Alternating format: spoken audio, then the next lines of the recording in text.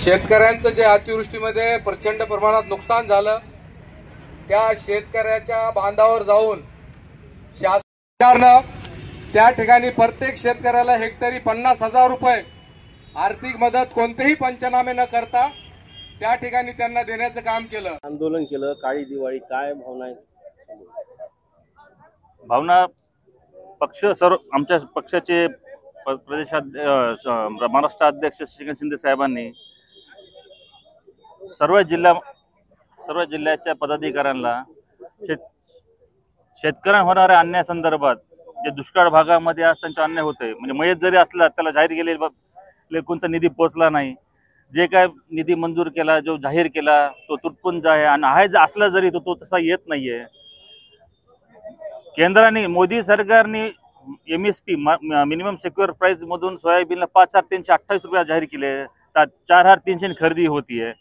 या सगळ्या गोष्टीच्या पार्श्वभूमीवर शेतकऱ्यांना त्यांच्या अडचण दूर करण्यासाठी सर्व पदाधिकाऱ्यांनी शेतकऱ्यांसाठी त्या जिल्ह्यामध्ये त्या स्तरावर आंदोलन करण्यासाठी आदेश केले होते। त्यानुसार काळी दिवाळी ही त्यांची काळी तर आमची पण काळी, या पार्श्वभूमीवर आम्ही सर्वांनी इथं आंदोलन केलं आज। आणि जसे आदेश येतील आणि जसे गरज पडेल शेतकऱ्यांची तिथं उभं राहायची वेळ तिथं राष्ट्रवादी काँग्रेस शरद पवार गट हा त्यांच्या बाजूने उभा राहील।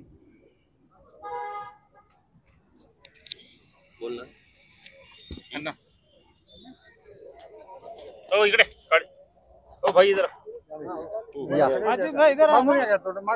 आज राष्ट्रवादी शरद पवार गटाच्या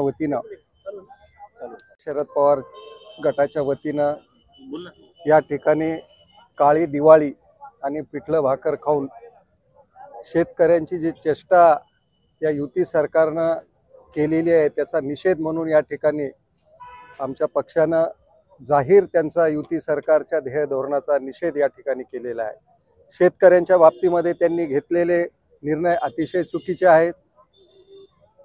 18,500 रुपये पर हेक्टरी अनुदान त्यांनी घोषित केलं आणि आज पाहिलं तर 8,500च्या आणि 2 हेक्टर म्हणजे फसवे घोषणा त्यांच्या ह्या युती सरकारच्या चालू आहेत। वर मोदी सरकार, खाली फडणवीस सरकार, ह्या दोघांनी मिळून शेतकऱ्यांची असो, युवकांची असो, महिलांची असो या ठिकाणी एक प्रकार कुचंबना करण्याचं काम या ठिकाणी केलेलं आहे आणि त्याचा निषेध म्हणून आज आम्ही या ठिकाणी हे आंदोलन केलेलं आहे।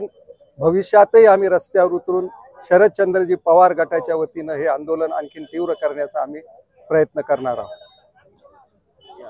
आज राष्ट्रवादी काँग्रेसकडून काळी दिवाळी साजरी करण्याचं आयोजन करण्यात आलं। त्याच्या मागचा उद्देश म्हणजे शासनानं जे 18,500 रुपयाची घोषणा केली हेक्टरी, ती मदत अद्यापपर्यंत शेतकऱ्याच्या खात्यावर कुठल्याही प्रकारे पोहोचलेली नाही। मुख्यमंत्री भाषणामध्ये सांगतात की दिवाळीच्या आधी शेतकऱ्यांच्या खात्यात मदत पोहोचली, पण अद्यापपर्यंत कुठल्याही शेतकऱ्याला मदत पोहोचली नाही। अतिवृष्टीमुळे झालेल्या नुकसानापैकी कुठल्याही प्रकारची मदत शेतकऱ्याच्या खात्यात अद्यापपर्यंत जमा झाली नाही। 18,500 सांगतात आणि 8,500 त्याच्यात 60% म्हणतात आणि 5,000 6,000 अशी हेक्टरी मदत देण्याचं फसवं काम हे भाजप सरकार करत आहे। त्याच्या निषेधार्थ आम्ही आज काळी दिवाळी साजरी करण्यात आली।